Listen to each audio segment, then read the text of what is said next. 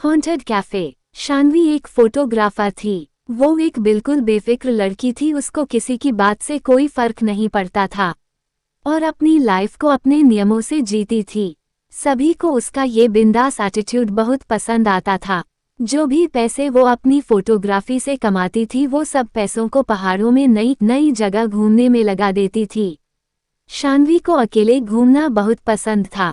इस बार भी वो अकेले ही एक नई जगह, एक नए हिल स्टेशन आई थी। वो जगह एक गांव के पास थी। उस पहाड़ के ऊपर एक ऐसी जगह थी जहां से जो नज़ारा दिखता था वो किसी जन्नत से कम नहीं था।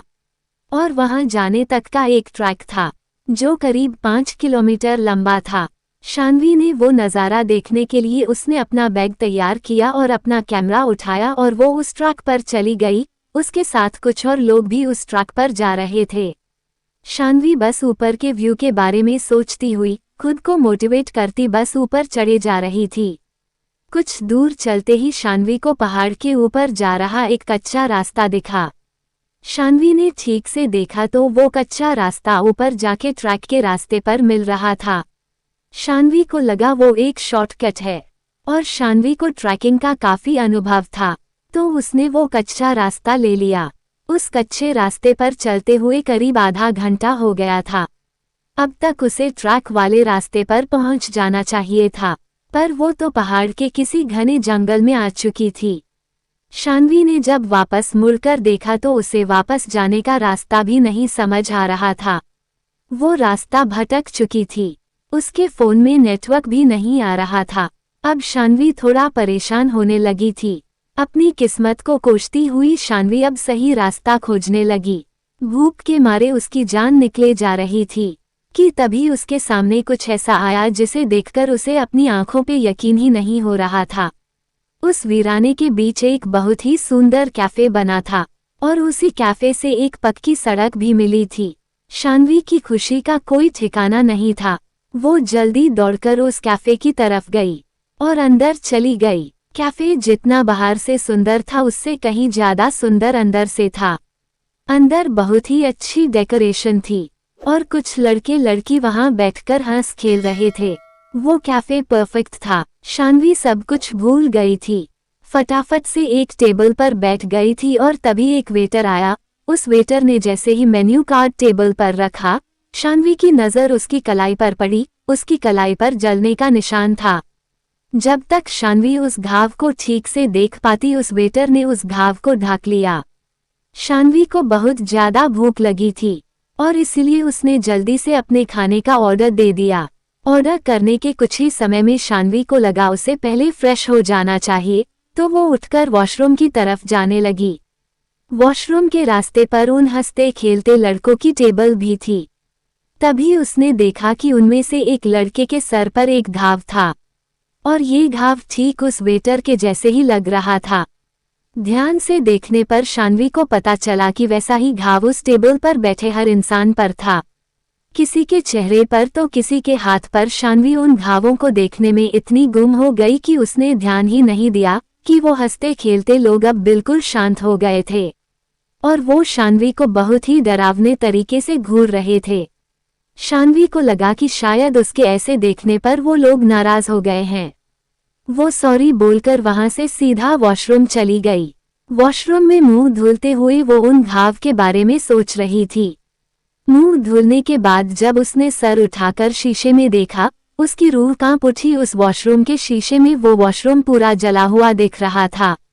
अचानक उसे बहुत जोर जोर से लोगों की चीखों की आवाज आने लगी, लेकिन ये सब कुछ थोड़ी ही देर में बंद हो गया और जब तक शान्वी कुछ समझ पाती सब कुछ पहले जैसा हो गया था।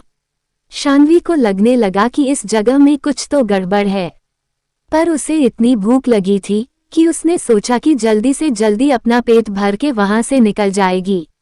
शान्वी सर झुकाकर अपनी टेबल पर पहुंची और अपने खाने का इंतजार करते हुए उसने एक सिगरेट जलाई और उसे पीने लगी। शान्वी ने सिगरेट का धुआं छोड़ते हुए देखा कि पूरे कैफे में बिल्कुल सन्नाटा था और कैफे में मौजूद हर एक इंसान उसे ही घूर कर देख रहा था। उनकी आंखों में इतना गुस्सा था कि शान्वी घबरा उठी। देखते ही देखते उन सब के चेहरे बदलने लगे और उनके शरीर बिल्कुल काले पड़ गए। वो वेटर जो शान्वी से बहुत हंसकर बातें कर रहा था, अब शान्वी की तरफ गुस्से में तेजी से दौड़ता हुआ आ रहा था। शान्वी ने सहम कर अपनी सिगरेट को पानी के गिलास में डालकर बुझा दिया। शान्वी को कुछ समझ नहीं आ रहा था और वो बहुत ज्यादा डर चुकी थी। इससे पहले वो कुछ कर पाती उसने देखा कि वहां बैठे लोग जिनके शरीर काले पड़ रहे थे अब राख की तरह टूट रहे हैं। ये देखकर डर के मारे शान्वी की जान निकल गई। वो अपना सामान उठाकर जैसे तैसे उस कैफे से बाहर भागी और जब उसने वहां से निकलकर पीछे मुड़कर देखा तो उसे वो खूबसूरत कैफे नहीं एक पुरानी जली हुई बिल्डिंग दिखी। वहां शान्वी बिना कुछ सोचे बस रोड पर भागती गई। रोड पर भागते हुए उसे एक गाड़ी दिखी और उस गाड़ी में उसी एरिया में रहने वाला एक आदमी था। शान्वी की ऐसी हालत देखकर उस आदमी ने उसे अपनी गाड़ी में बैठा लिया। शान्वी ने उसके साथ हुआ हादसा जैसे तैसे उस आदमी को बताने की कोशिश की। शान्वी को लगा था कि वो आदमी उसे पागल समझेगा, पर उस आदमी ने कुछ ऐसा कहा जो शान्वी ने कभी सोचा भी नहीं था। उसने शान्वी को बताया कि जिस जगह की वो बात कर रही थी वो कई साल पहले एक कैफे हुआ करता था।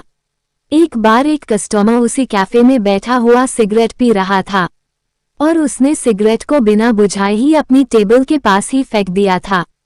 उस आदमी की लापरवाही की वजह से एक पर्दे में आग लग गई थी और इससे पहले कोई कुछ कर पता उस पूरे कैफे में आग फैल गई थी और अंदर फंसे सभी लोग जलकर मर गए। शान्वी ये सब सुनकर हक्की बक्की रह गई। अब उसे सब समझ आ रहा था और उसे यकीन नहीं हो रहा था कि उस कैफे में बैठे सभी लोग जिंदा नहीं मरे हुए थे। उस आदमी की बात सुनकर शान्वी सोच रही थी कि वो बाल बाल बच गई, लेकिन शान्वी को ये नहीं पता था कि उसके बगल में बैठे इंसान की गर्दन पर भी वैसा ही जले हुए का निशान था। अगले दिन उस एरिया के अखबार में एक खबर आई जिसमें लिखा था कि एक लड़की की उसी रोड पर एक्सीडेंट से मौत हो गई और उस लड़की का नाम शान्वी था।